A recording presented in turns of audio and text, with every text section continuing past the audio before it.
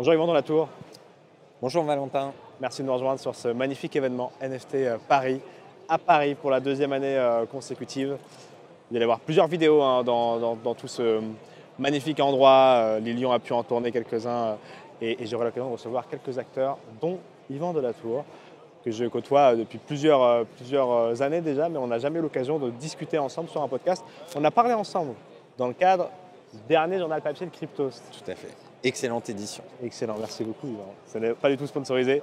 Et là, exactement ici, le petit BPI France, puisqu'on avait fait ensemble un petit tour d'horizon. BPI, Banque publique d'investissement. Tu es le responsable de la blockchain justement à la BPI.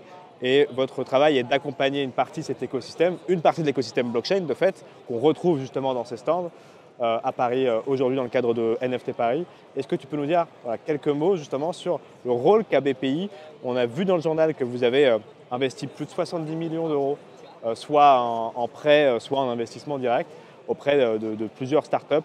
Il y en a 750 dans l'écosystème, ce qui est assez énorme d'après vos recensements derniers. Quel est le rôle, Yvan, de la BPI dans notre écosystème crypto Web3? C'est très simple. On a trois missions. La première, c'est de financer l'écosystème. La deuxième, c'est de le soutenir. Et on a une troisième mission qui est un peu plus interne, qui est d'être en support des métiers et d'expérimenter cette techno. C'est toujours plus facile de dire aux autres d'innover. C'est un peu plus difficile de le faire soi-même. Et donc, on a vraiment cette dualité, financement de l'écosystème, soutien, mais aussi expérimentation en interne. Et votre premier investissement, ce que tu me disais du coup à l'époque du journal, c'est Ledger en 2014. C'est l'un des toutes premières entreprises en tout cas que vous avez impulsé avec le fonds BPI. Tout à fait. C'est un premier financement qui a été fait via la direction régionale d'Orléans, que je salue au passage, puisqu'ils ont une grosse partie de leurs activités à Vierzon. Et donc, c'était le premier soutien officiel de BPI France à cette technologie. Ensuite, on a financé plus de 150 entreprises du secteur. Et l'idée, c'est de continuer et de déployer encore mieux et encore plus. Vous avez soutenu un fonds de 100 millions d'euros il y a quelques mois justement avec Ledger et KT Innovation, on en reparlera tout à l'heure.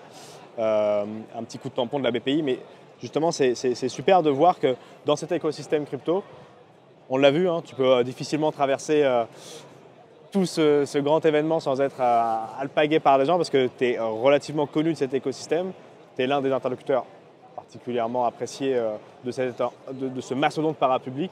Comment tu donnes ton dévolu sur un projet?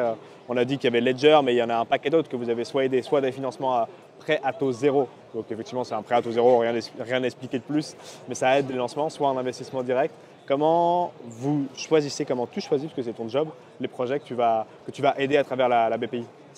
Alors, pour le coup, on est vraiment ouvert. L'idée, c'est pas forcément de choisir, c'est d'essayer de faire correspondre un produit de financement à un stade de développement d'une startup. Et donc le travail, il est vraiment sur la correspondance idéale entre un stade de développement et un produit. Typiquement, une entreprise qui se lance et qui va faire un premier tour de financement, mais avec son propre capital social ou ce qu'on appelle la love money, l'argent des amis, de la famille, on a un produit de financement qui s'appelle la bourse French Tech ou InnovUp en Ile-de-France, qui est une subvention et qui va matcher ses fonds propres. Et donc l'idée, c'est de booster, par exemple, une start-up qui se lance. Et de l'autre côté, on va avoir des produits beaucoup plus matures, par exemple, qui sont des poches de financement dans des fonds d'investissement. Donc on en a parlé, par exemple, on a soutenu le fonds de Ledger KT. Donc là, on va dire que ce sont des produits un peu plus structurés et à des stades d'avancement plus avancés. Mais l'idée est de bien couvrir tout le cycle de financement. Donc effectivement, vous intervenez. Alors, on n'a pas tellement parlé de financement sur Cryptost, sur les différents podcasts qu'on a eus ou même les vidéos. On n'a pas forcément parlé énormément du financement des projets, mais on entend beaucoup parler de pré-seed, de seed, de série A, de série B. On a Sora qui vaut 4 milliards, qui est une des licornes. On a Ledger qui est devenue une licorne. Vous êtes arrivé en 2014 dans les financements de Ledger, la BPI. Maintenant, c'est une licorne, donc c'est l'une des plus grosses réussites que vous avez impulsées, puisque c'était tout juste à la création de Ledger en 2014. Maintenant, ils ont vendu plus de 6 millions de Ledger et tout, donc c'est vraiment devenu un mastodonte. Est-ce que tu peux, en quelques minutes, nous rappeler les cycles de financement et là où tu veilles justement à intervenir pour changer peut-être une partie du tour de financement? Parce qu'on sait que les fonds d'investissement ou les grosses entités comme les vôtres se regardent les unes les autres pour se dire ok, s'il y a BPI, on y va, ok, s'il y a un tel, la BPI y va. Est-ce que tu peux nous faire un petit tour là-dessus, s'il te plaît? Alors, en effet, la position idéale de BPI, c'est de mettre finalement un euro public qui va attirer des euros privés. Et donc, c'est de dérisquer, d'une certaine façon, les dossiers. Mais le risque, il est à chaque stade de développement. C'est-à-dire que ce n'est pas parce qu'on est en série A qu'on a complètement réussi. Parce qu'il y aura la série B, la série C, éventuellement une introduction en bourse. Et donc, l'idée, c'est d'accompagner sur chaque transition. Et c'est pour ça aussi qu'on a une alternance entre des produits non dilutifs et des produits dilutifs, donc d'investissement en capital, Ouais. Ce qui permet un peu d'ajuster par rapport au cycle de financement et au cycle économique. Ok. C'est beaucoup plus facile de lever des fonds en bull market, donc là on va peut-être être moins utile, et c'est en contre-cyclique qu'on va peut-être être plus utile à faire par exemple un produit de bridge de financement non dilutif. Ok. Et justement, là, sur les 70 millions que vous avez investi sur 5 ans, ça représente beaucoup du budget de la BPI. Est-ce que tu as une idée de ce que la BPI a par an dans ses enveloppes Alors, globales? la BPI a injecté plus de 60 milliards dans l'économie française l'année dernière. Ok, ouais. Donc on peut se dire que bon, ce budget dédié à l'écosystème blockchain crypto, voilà, il ne va pas mettre le bilan de BPI à risque, hein. C'est cadré, ça fait partie du financement de l'innovation, mais BPI France fait beaucoup d'autres choses. En revanche, elle a à cœur de bien accompagner cet écosystème créateur de valeur. Et on a cité Ledger tout à l'heure. Est-ce qu'il y a d'autres projets qui parleront à nos auditeurs, à nos lecteurs que BPI a pu accompagner publiquement? Alors, il y en a plein. Après, 5, ce sera un peu c'est dangereux de le faire, monsieur de la Tour. il y a des projets de cœur. Il y a un projet qu'on a à cœur, par exemple, qui est Kaiko, Ouais. parce que c'est un projet qui va se rapprocher de notre industrie très bancaire. Et puis après, il y a aussi des projets qu'on a eu la chance de financer comme Morpho, mais qui peuvent être un peu, d'une certaine façon, du poil à gratter pour une banque. Ils font du lending, Morpho.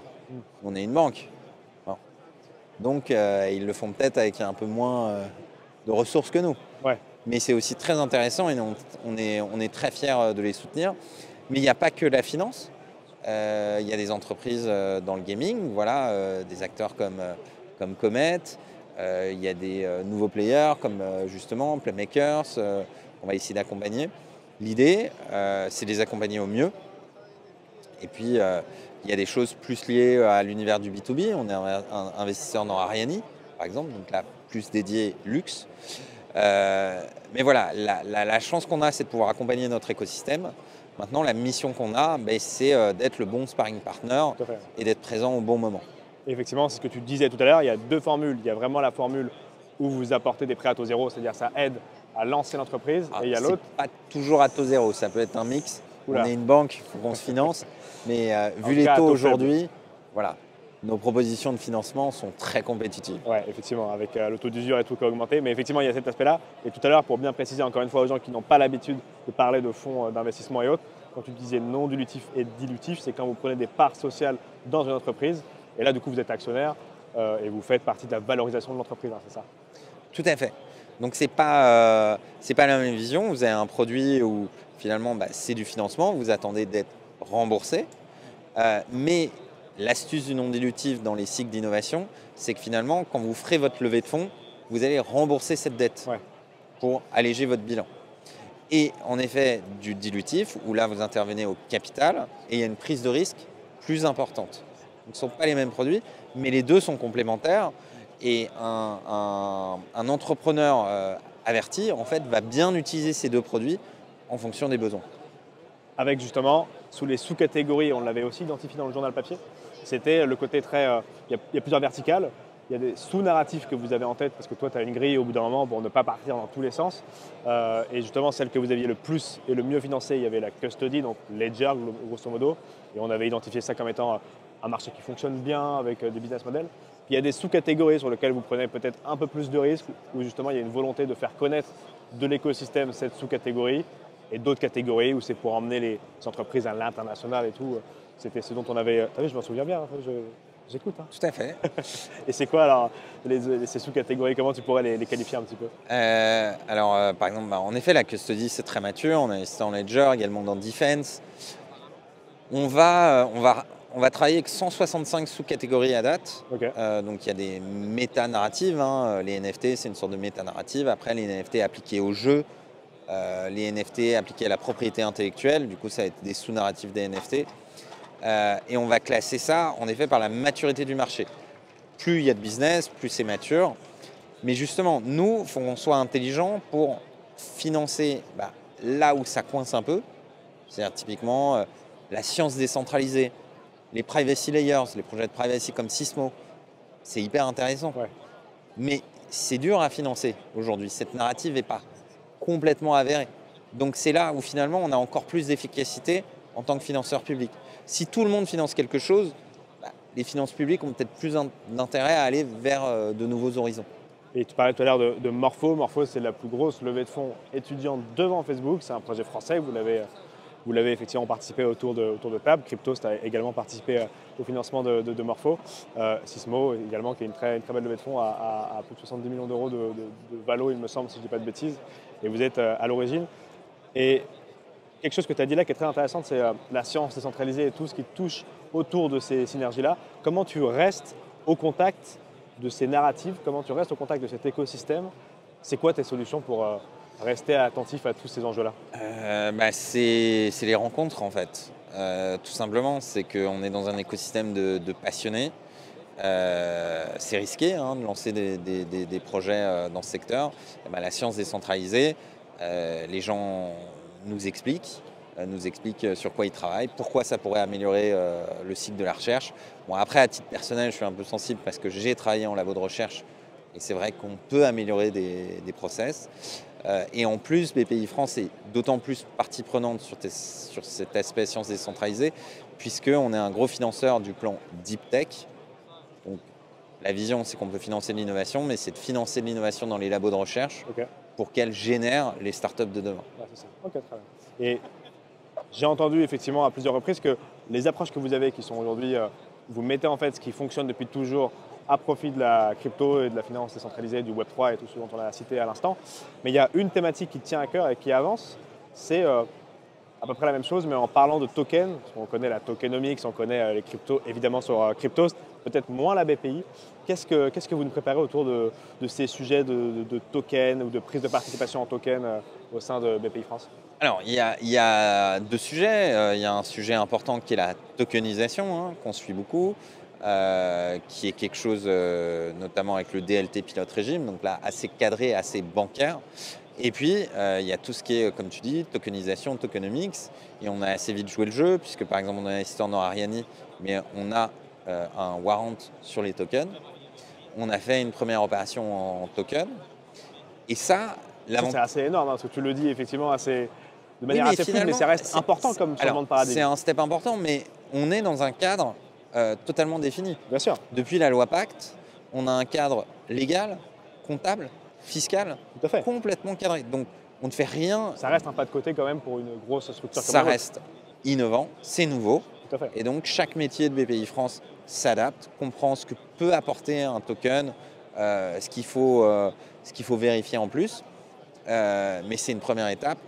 Et l'idée, c'est de continuer à progresser sur ce sous-jacent. Bon, après, on est quand même un petit peu en veille sur ce qui se passe aux États-Unis. Security ou pas security, on verra bien. Mais ça aura forcément une influence, même si notre cadre légal et puis le cadre légal de MiCA a défini finalement un actif numérique comme quelque chose qui n'est pas une action, mais on est quand même en veille là-dessus, ça risque un peu d'être déterminant pour l'industrie crypto. Justement, pour terminer sur cet échange, Yvan, dans le cadre de NFT Paris, il y a beaucoup d'anglophones ici, il y a énormément de francophones ici. Également, on attend plus de 10 000 personnes, donc c'est énorme, il n'y a pas de bear market dans ce lieu, c'est beaucoup d'effervescence.